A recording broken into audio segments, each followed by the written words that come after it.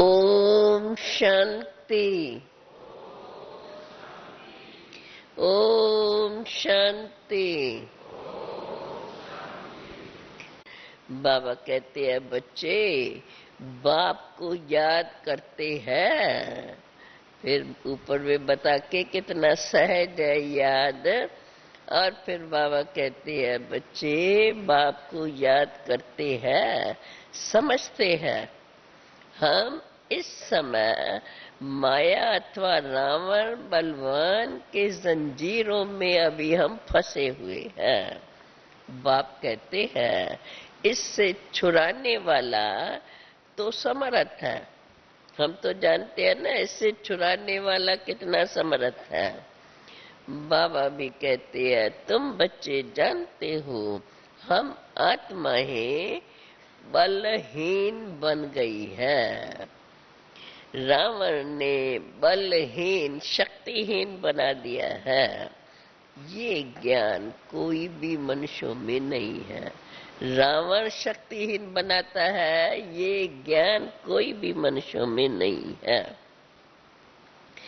बाप बैठ करके तुम बच्चों को ये ज्ञान देते हैं कि तुम कितने सर्वशक्तिवान विश्व के मालिक थे और अब कितना कंगाल निर्बल हो गई हो। इसलिए ही तो सब पुकारते रहते हैं हे परमपिता परमात्मा हमको आकर के इस रावण के जंजीरों से छुड़ाओ। हे पतित पावन अभी तो आओ। वही पतितों को पावन बनाने वाला है। इस समय है रावण का राज। स्वर्ग में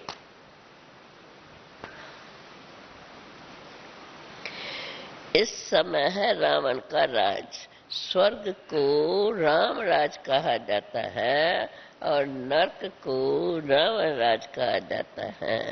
रावण भी बड़ा बलवान है और राम भी बड़ा बलवान है, क्योंकि दोनों ही आधा आधा कल्प राज करते हैं।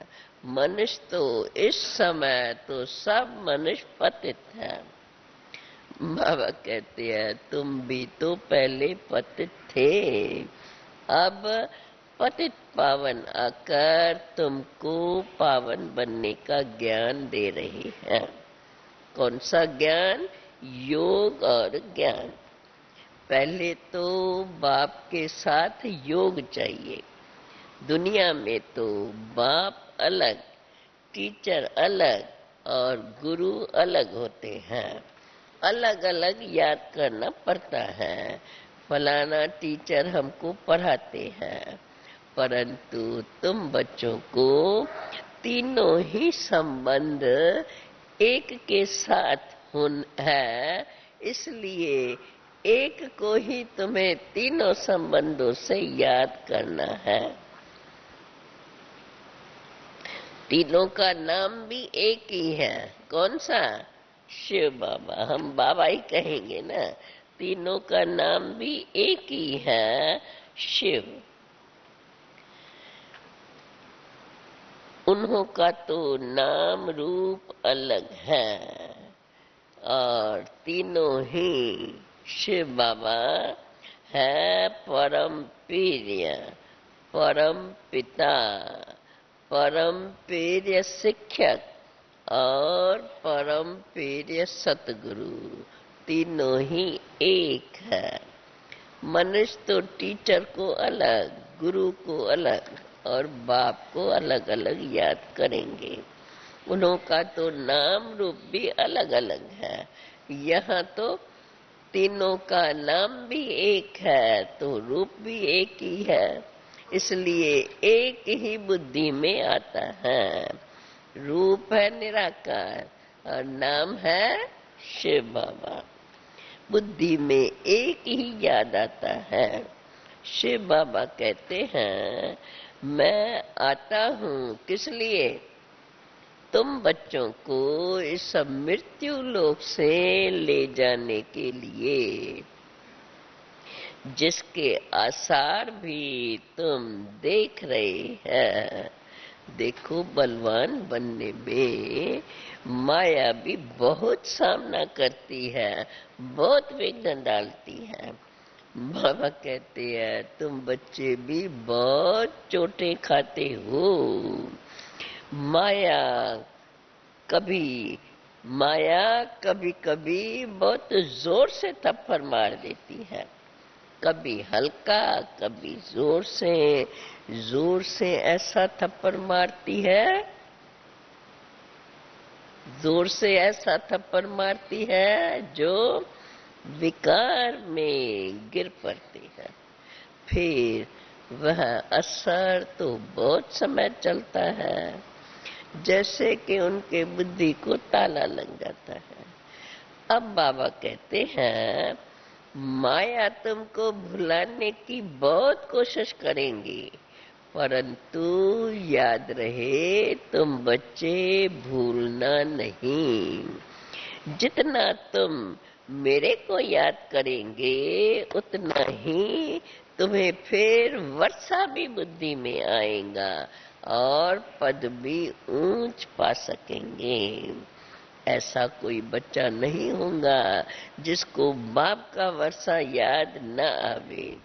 वर्षा बाप का वर्षा बच्चे से छिप ही नहीं सकता है। बाबा कहते हैं तुम बच्चे भी जानते हो कि हम विश्व की बादशाही ले सकते हैं, परंतु नंबरवार पुरुषार्थ अनुसार सब एक जैसी राजधानी तो नहीं ले सकेंगे। अब तो ये सारी राजधानी स्थापन हो रही है और बाकी जो भी आते हैं डिवाइन फादर्स, वे कोई राजधानी स्थापन नहीं करते हैं। ऐसे भी नहीं कहेंगे, ये आज एडिशन है उसमें बाबा कहते हैं जो भी आकर के अपना धर्म स्थापन करते हैं तो एक तो राजधानी स्थापन नहीं करते हैं, दूसरा ऐसे भी नहीं कहेंगे कि वे कोई रावण के राज में आते हैं। अभी इसको सोचना क्या मतलब है, आते तो द्वापर के बाद है, ठीक है ना। द्वापर से रावण राज शुरू होता है। तो बाबा कहते हैं ऐसा भी नहीं है, नहीं कहेंगे कि वे कोई रावण के राज में आता है। रावण का कनेक्शन है ही भारत के साथ। यहाँ ही तो भारत में ही तो रावण को जलाते हैं और तरफ तो रावण को जानते ही नहीं है। आधा कल्प के बाद रावण का राज्य होता है। तो जरूर जो भी आए, पहले पहले जो आएंगे दूसरे धर्म वाले, जरूर सूर्यवंशी व चंद्रवंशी वालों से ही तो इस्लामी धर्म वाले निकले होंगे। पहले पहले जो आए तो जरूर सूर्यवंशी चंद्रवंशी धर्म वालों से ही तो इस्लामी धर्म निकले होंगे। एक धर्म से ही फिर और बरादरियां निकलती जाती हैं।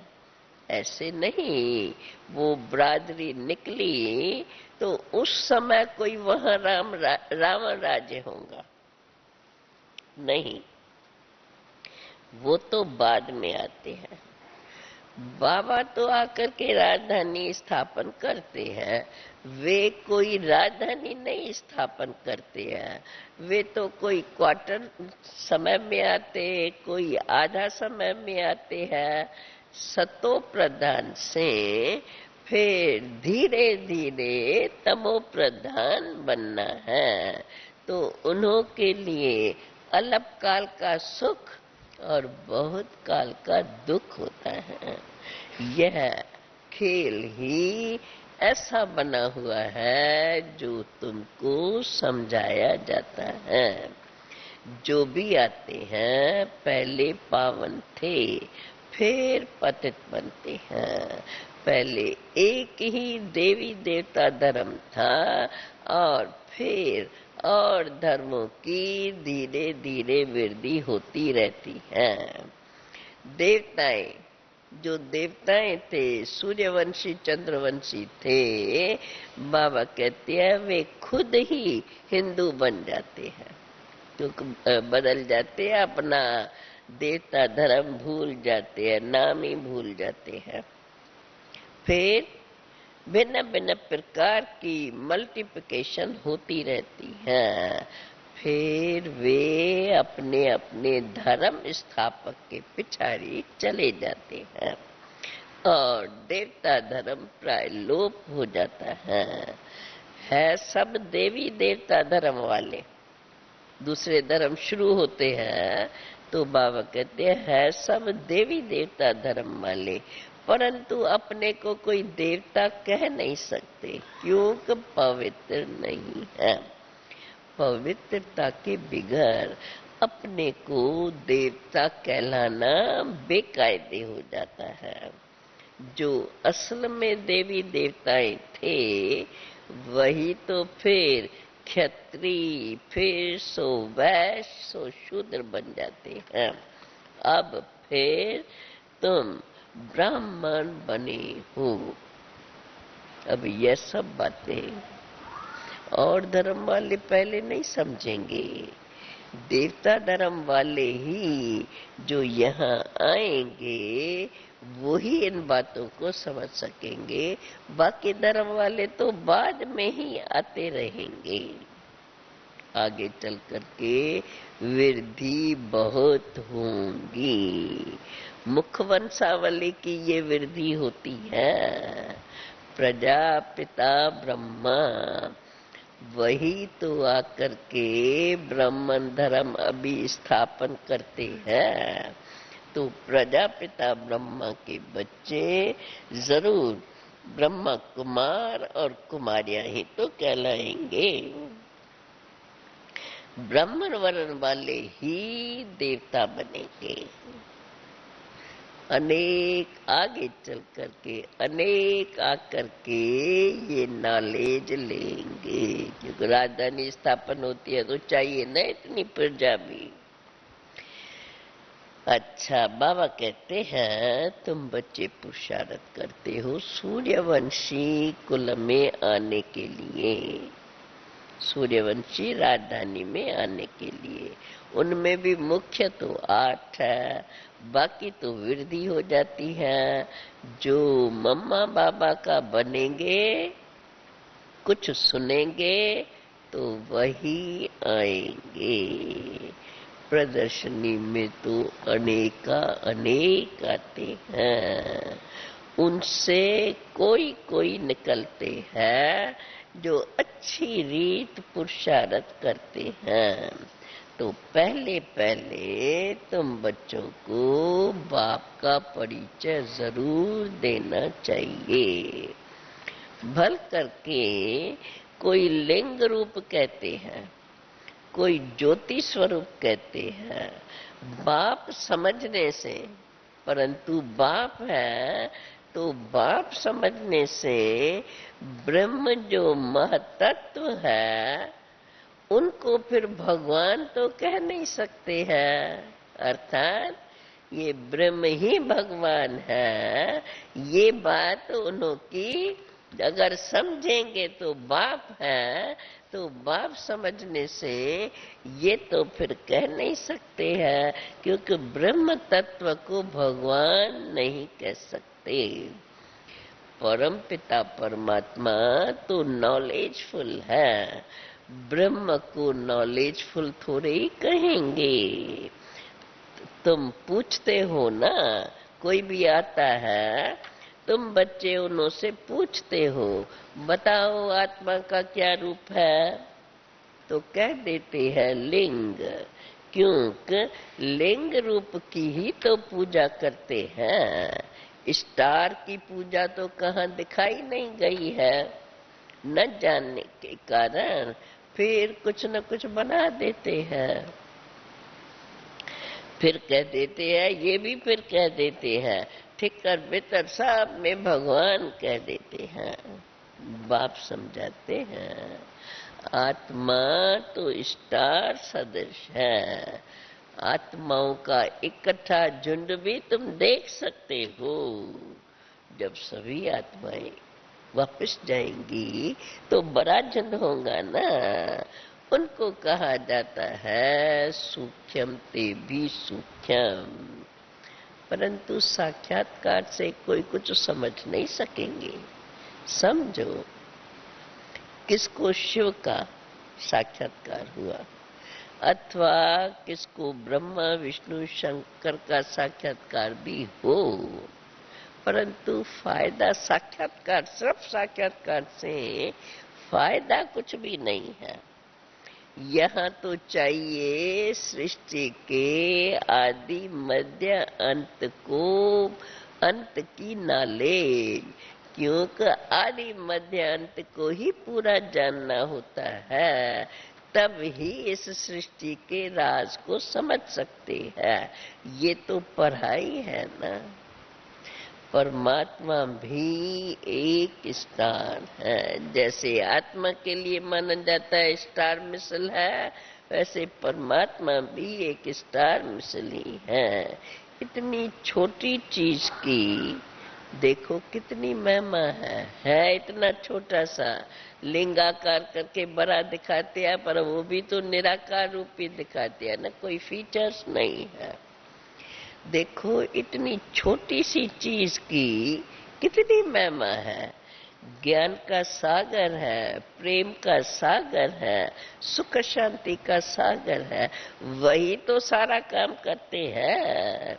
इसको कहा जाता है अति गुह्य बातें। बात करने से ये बुद्धि में जरूर आना चाहिए। पहले भी बोला ना, बाप कहेंगे तो ब्रह्म महतत्व, उसको ईश्वर नहीं मान सकते हैं, क्योंकि बाप है तो उसको कैसे कहेंगे। तो अब फिर दूसरी बात, बाप कहने से बुद्धि में ये जरूर आना चाहिए कि बाप ही तो स्वर्ग का रचता है, नहीं तो नरक का परिवर्तन कौन कर सकता है। कहते भी है जरूर, भगवान कहाँ न कहाँ आया हुआ है, कोई कोई ऐसे कहते हैं। अगर गीता का भगवान श्री कृष्ण होता तो वह तो देहधारी, तो देहधारी तो कहाँ छिप नहीं सकता।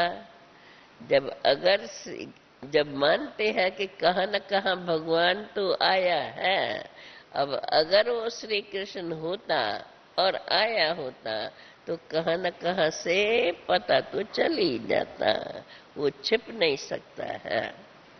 बाबा कहते हैं अब ये सब तुम्हारी गुह्य बातें कोई समझ नहीं सकते।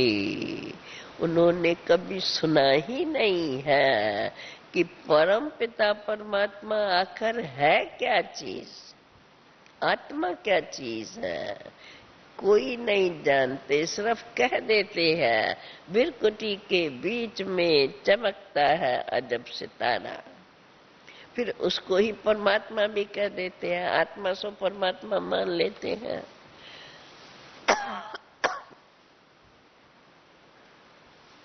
अब आत्मा और परमात्मा के रूप में अंतर तो कुछ भी नहीं पड़ता है।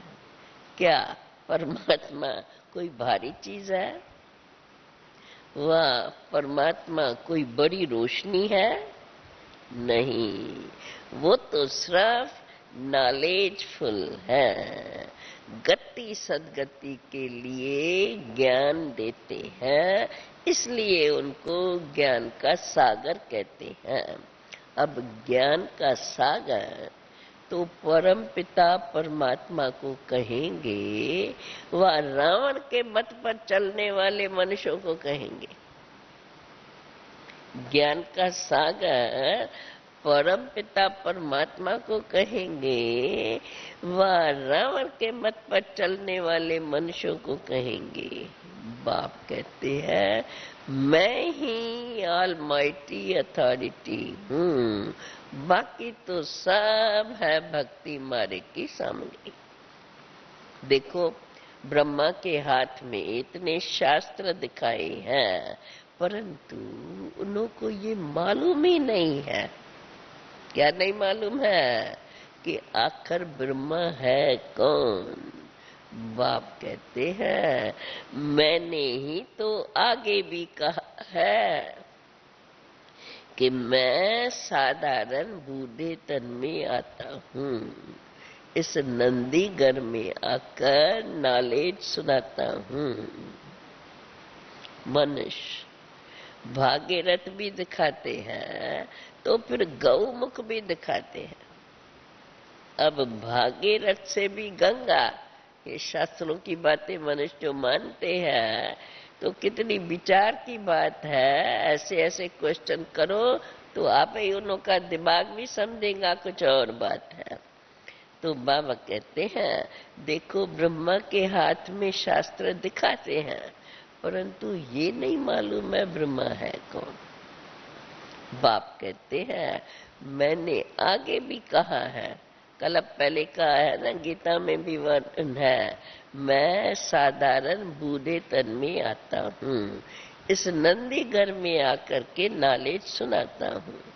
मनुष्य देखो एक तरफ भागीरथ दिखाते हैं, भागीरथ के सिर से गंगा निकली, और फिर साथ में गौमुख भी दिखाते हैं। अभी विचार देखो कैसे कैसे विचार करो, विचार के लिए बाबा बोल रहे हैं। अब भागीरथ से भी गंगा निकली और बैल से भी गंगा निकली। राइट रंग क्या है समझ नहीं सकते हैं। क्या बैल जानवर से गंगा निकली है? गौ मुख दिखाते हैं तो गौ होनी चाहिए, गौ माना माता। नंदीगढ़ को बैल दिखाते हैं। ये मेल तो बरोबर है, मनुष्य अगर गौ कहे तो वो भी माता तो है ना। इन बातों को मनुष्य बेचारे बिल्कुल ही नहीं जानते, जिस कारण भूले हुए हैं, राइट कुछ भी बता नहीं सकते।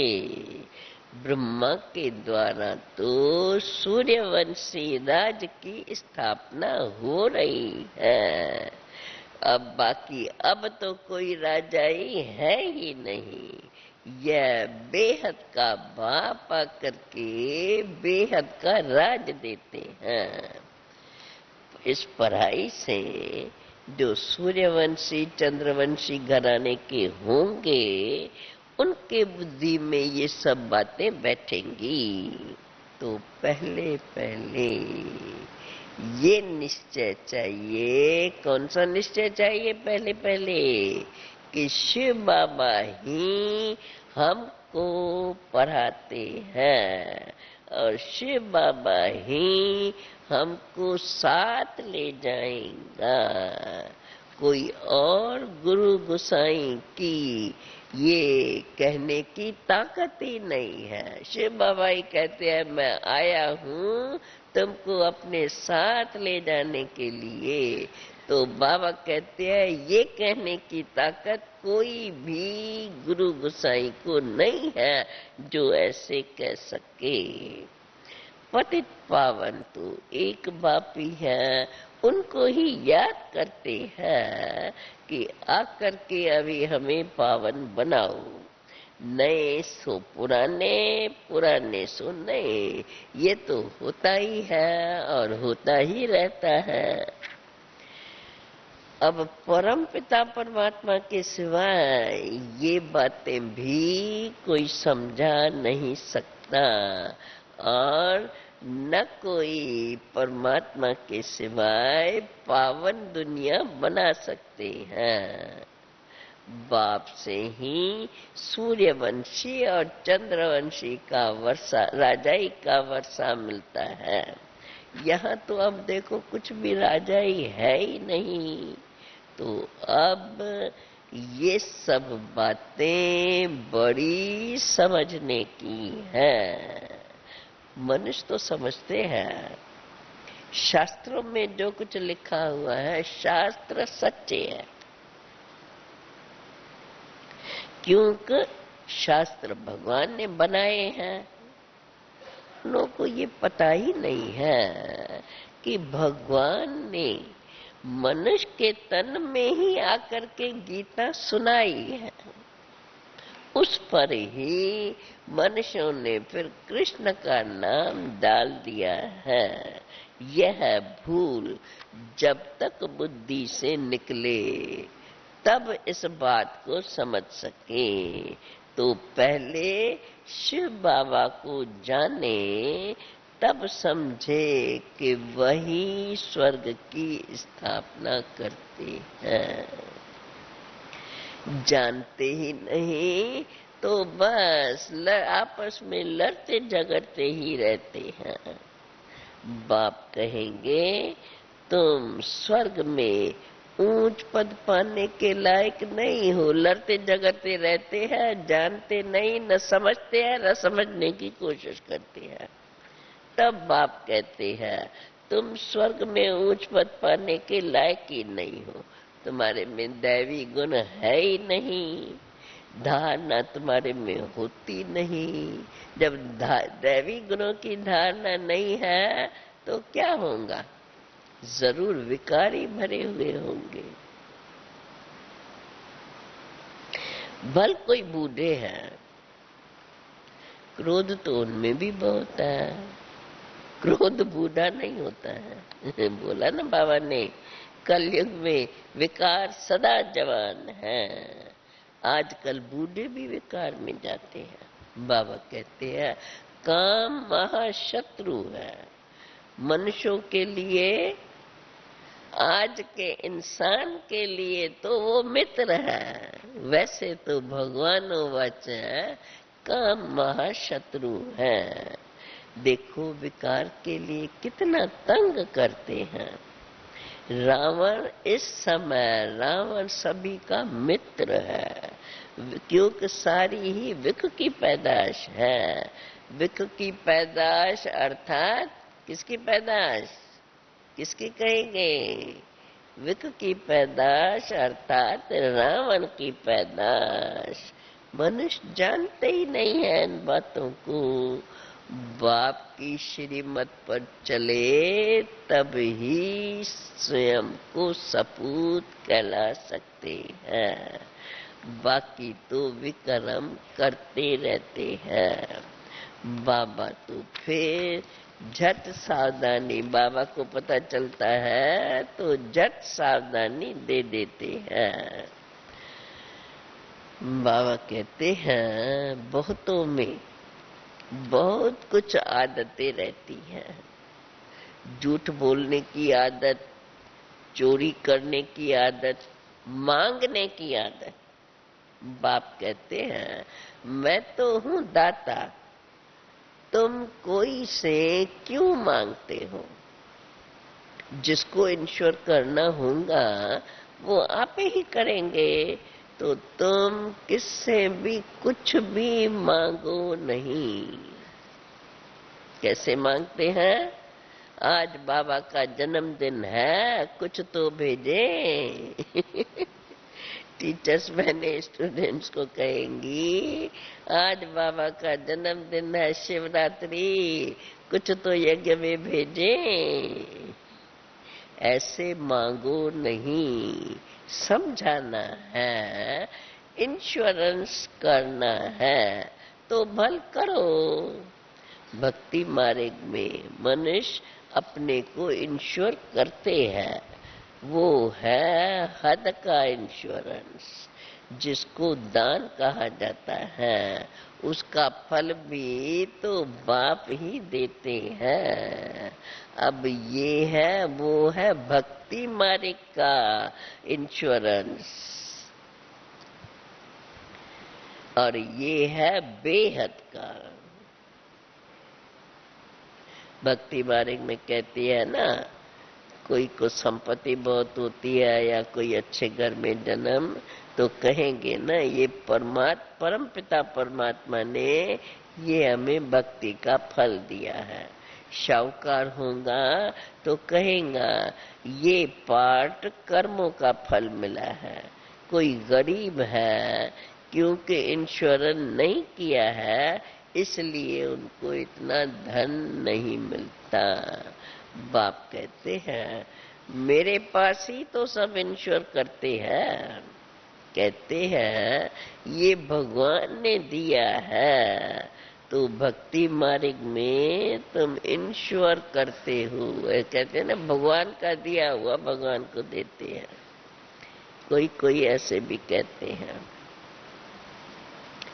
तो बाबा कहते हैं भक्ति मार्ग में अगर दान पुण्य करते हो तो जैसे तुम इंश्योर करते हो, परंतु वो है हद का। अब डायरेक्ट बेहद का इंश्योरेंस करते हो।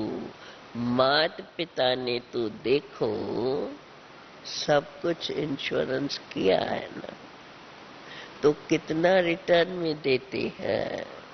देखो कन्या के पास तो पैसा होता नहीं है, फिर इस सर्विस में लग जाए तो सबसे ऊंची जा सकती है। देखो मम्मा ने कुछ भी इंश्योर नहीं किया, परंतु शरीर सारा सेवा में दे दिया, तो देखो कितना ऊंच पद प्राप्त करती है। आत्मा जानती है मैं इस शरीर से बेहद के बाप की सेवा कर रही हूँ, तो देखो जगदम्बा का कितना मान है।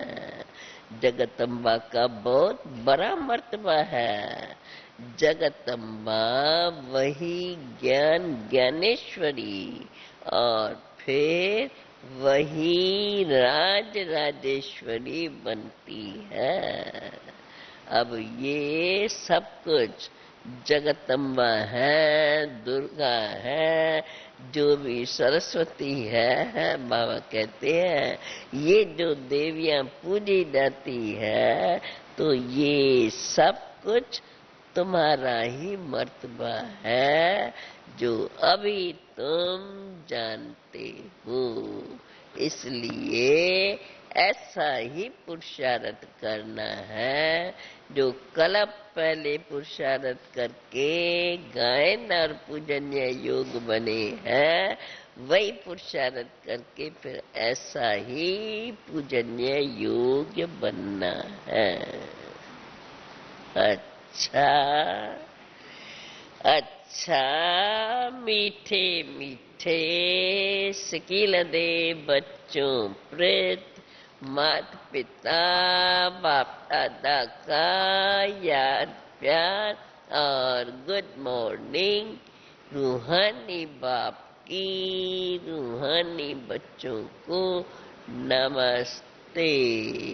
रूहानी बच्चों की रूहानी बाप को नमस्ते।